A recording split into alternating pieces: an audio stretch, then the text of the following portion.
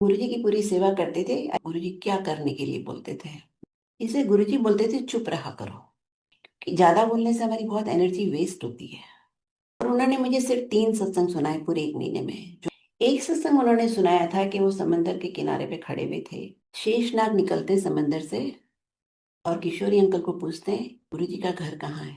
तो वो शेषनाग को गुरुजी का एड्रेस बताते हैं। कि एक सत्संग उन्होंने सुनाया था कि उन्होंने इतनी सेवा की, गुरुजी उनको कभी अपने घर नहीं जाने देते थे, फ्यू आवर्स के लिए जाने देते थे बस।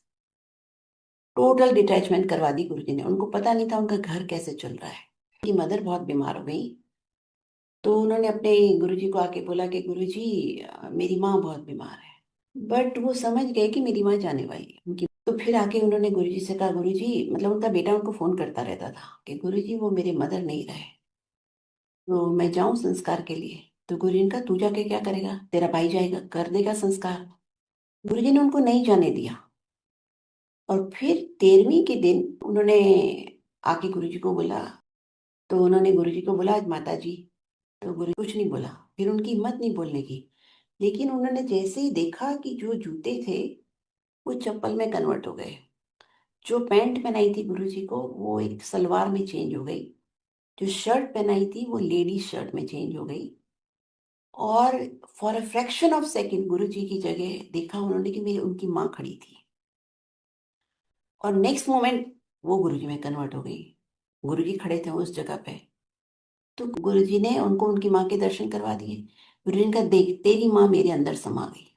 तो देखिए कितना बड़ा ब्लेसिंग मिली, उनकी कई जनरेशन तर गई कि उनकी माँ गुरु जी में समा गई। भक्ति गुरु जो अंकल ने की उनकी माँ के को कितनी बड़ी पूरी फैमिली ब्लेस हो जाती है अगर एक भी भक्ति करे तो। पर भक्ति उनके जैसी होनी चाहिए। कुछ टाइम के बाद गुरु जी ने उसको बोला, उनको बोला कि तू अपना मकान बना ले। वो कह रहे थे मैं सोचता रहा कि गुरु जी बोलते हैं मकान बना ले मकान बना ले, मैं तो यहाँ बैठा रहता हूँ कहाँ से मकान बनेगा। धीरे धीरे वो पूरा मकान बन गया उनका। जब मकान तैयार हो गया कि बेटे का फोन है कि गुरुजी से पूछो कि कब शिफ्ट होना है घर में। तो गुरुजी ने उनको बताया एक पर्टिकुलर डे कि उस दिन शिफ्ट हो जाओ। तो उनका घर का जिस दिन गृह प्रवेश था, तो किशोर अंकल ने कहा गुरुजी गृह प्रवेश इस दिन है मैं जाऊं। गुरुजी ने कहा तू जाके क्या करेगा, मैं जाऊंगा तेरे गृह प्रवेश में। तो वो चुप हो गए, फिर कुछ नहीं बोले। और उन्होंने घर देखा भी नहीं। किशोरी अंकल का बेटा सबसे आगे था। और जैसे ही उसने दरवाजा खोला, पहले उसने देखा कि गुरुजी एंटर हुए हैं और फिर वो पंजाब की संगत एंटर हुई। और उसके बाद गुरुजी डिसअपियर हो गए, किसी ने गुरुजी को नहीं देखा। पूरे घर